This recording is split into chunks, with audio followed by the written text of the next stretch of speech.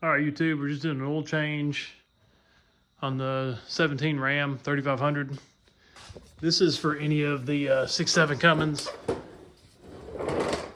13 to 18. It's gonna be real down and dirty, so I already had the oil drained out. I've been letting it drain for about an hour.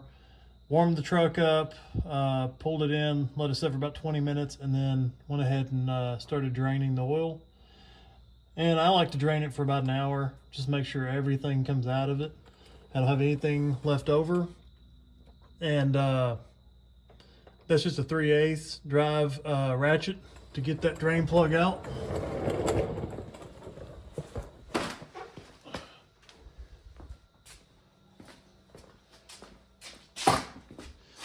Now, to pull the oil filter out of this, there's a little tool you want to use. This right here, this is made by, I believe it's Lyle. I got it from Amazon. I think it's only about 10 bucks. They make a metal version of this that's much more expensive, but this is done fine for me. I've used it several times. Just, you want to make sure that whenever you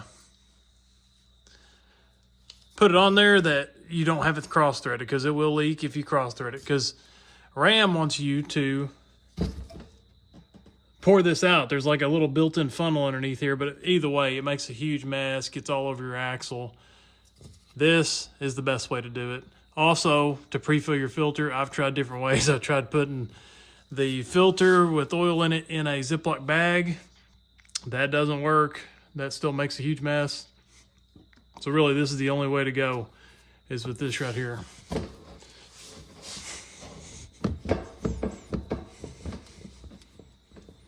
I know the lighting's terrible.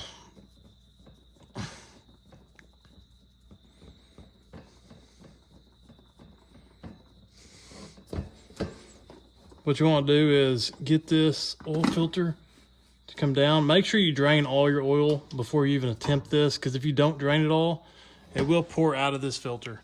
So make sure you get all your oil drained before you do this. And this is where the tool comes in handy, because you're gonna pull that filter right out this wheel well. So as you can see, there's a spot you can just set the oil filter down where it's pretty level. You're gonna screw this on there. Be real loose with it at first to make sure that you don't cross thread it. This is pretty easy to cross thread. What will happen is that'll pour out oil all over your frame and everything else.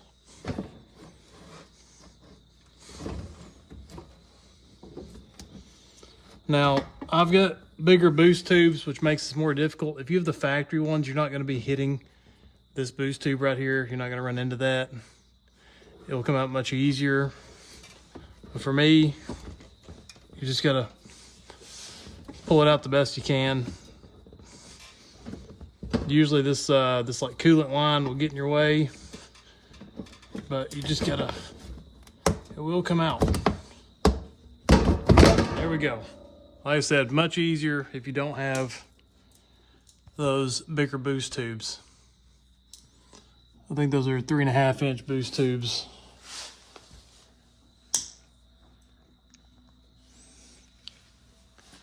Now what I like to do from here, I'm gonna go back, put my drain plug in.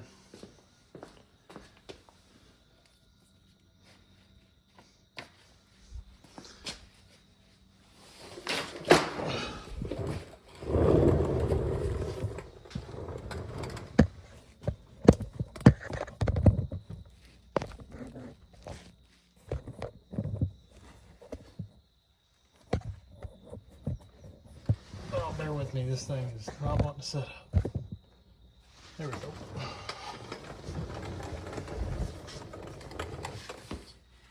Just clean all this, make sure that there's no dirt or debris on here before you put this on here.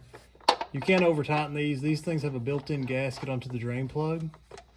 It's kind of a rubber top coating that goes around it, and they will eventually, with enough heat cycles, this is my second one, with enough heat cycles, they will eventually wear out. But like I said, this truck has north of 680,000 miles on it. So I've changed the oil every 10,000 miles. So that's a lot of oil changes.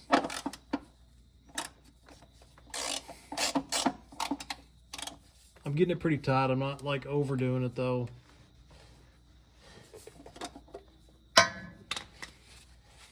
And one thing I always do after I put the oil in it, then I'm always going to check for leaks. I'm going to crank it up, let it warm up a little bit, and check it for leaks.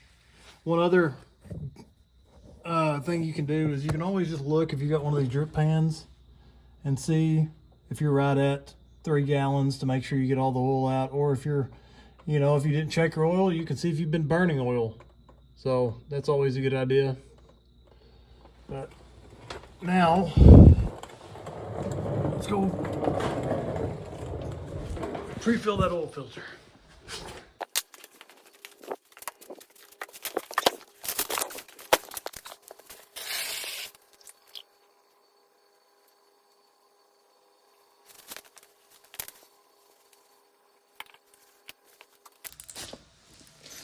All right, so for me,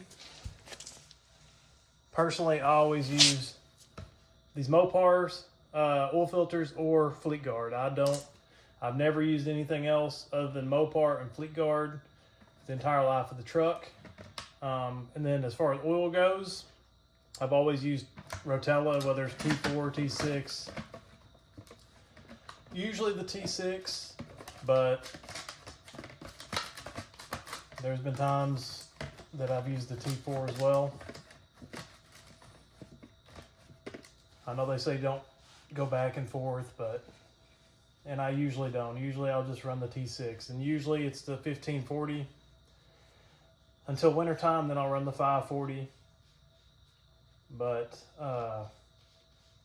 I've had good luck with it.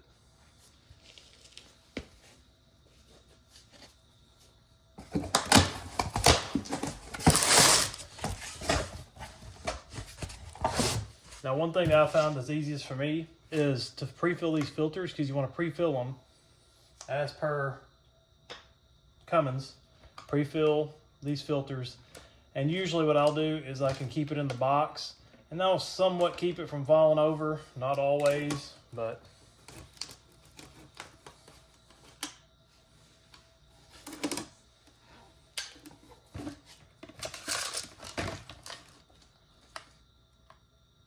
what you want to do is keep everything inside of that O-ring. You get it past the O-ring.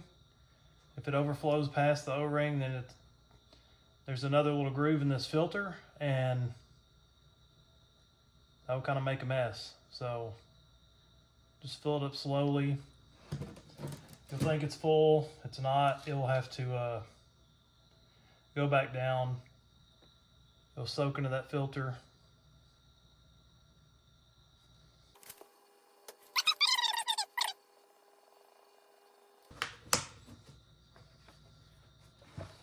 Now, like I said, you can see I've got it cross-threaded. I don't know if you can see that on camera, but it is cross-threaded just a little bit, so I'm going to try it again. Just lightly put it on there. Now, to go back in with it, don't tighten this down too much, because if you tighten it down, you're going to have a hard time getting this off after you've got it inside the truck, after you've got it through the wheel well. Make it tight enough where it's not going to leak, but don't just torque it down with everything you've got. So we're good and tight. You can see nothing's leaking. So we're going to go back in the same way we went out.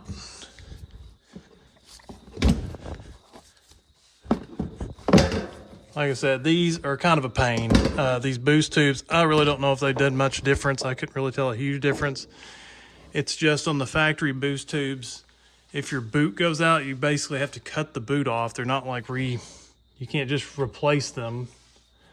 They don't have just a normal clamp. All right, so I've got that out. I'm just letting that sit there. I'm just gonna go straight up with it because I don't want it to hit anything on the sides. I don't want any dirt or anything to get in there. Just gonna work it up.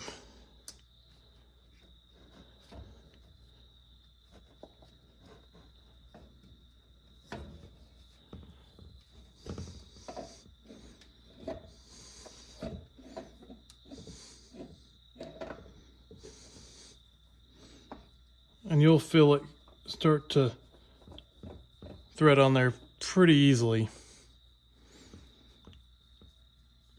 If it's difficult, it may be cross-threaded, but I've never cross-threaded one yet. Usually they just go on there pretty easily.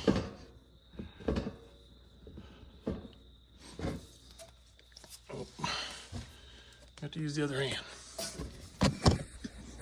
Sorry for the lighting.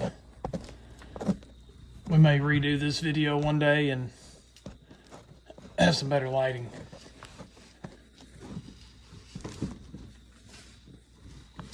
Okay. So I don't use anything extra.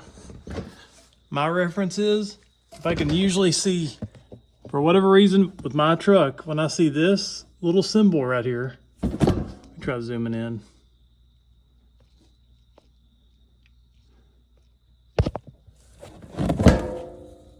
This symbol right here is pretty much facing me, then I know that I'm good. And it's just, I got it very, very tight. I'm also gonna check it for leaks when I start it, like I said.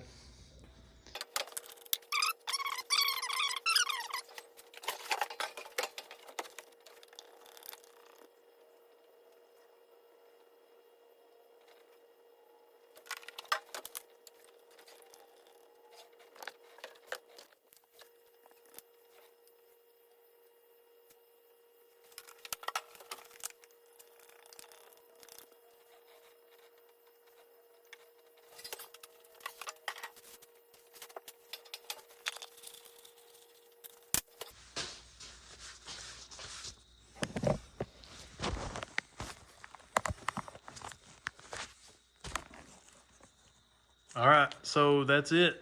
That's all there is to doing an oil change. The only thing left to do is just check for leaks. It's not real hard to do these oil changes on these trucks. I like to do it because, for one, it's much cheaper, and also I get to use the oil that I want to use instead of just, you know, whatever the company is that's doing your oil change, whatever it is that they say that, whatever they use. So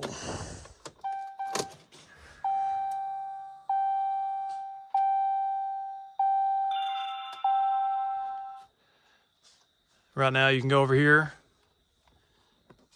to your menu, go over to vehicle information, go down to oil life right there. Just hold the arrow and that's going to reset your oil life. There you go. We got the plug in, filters in, we got 3 gallons of oil. So let's start it up and check for leaks.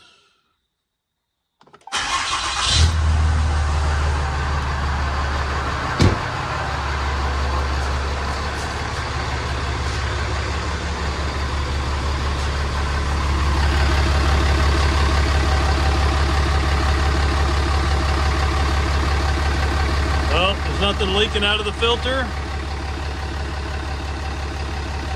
I'm gonna let it run and I'll check it again.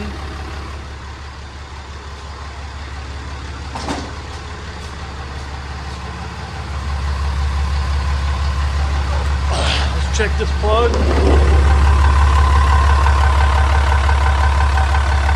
Nothing leaking out of the plug. Everything looks good.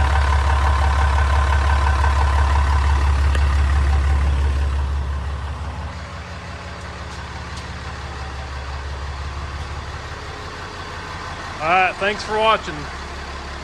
Hope it helped out.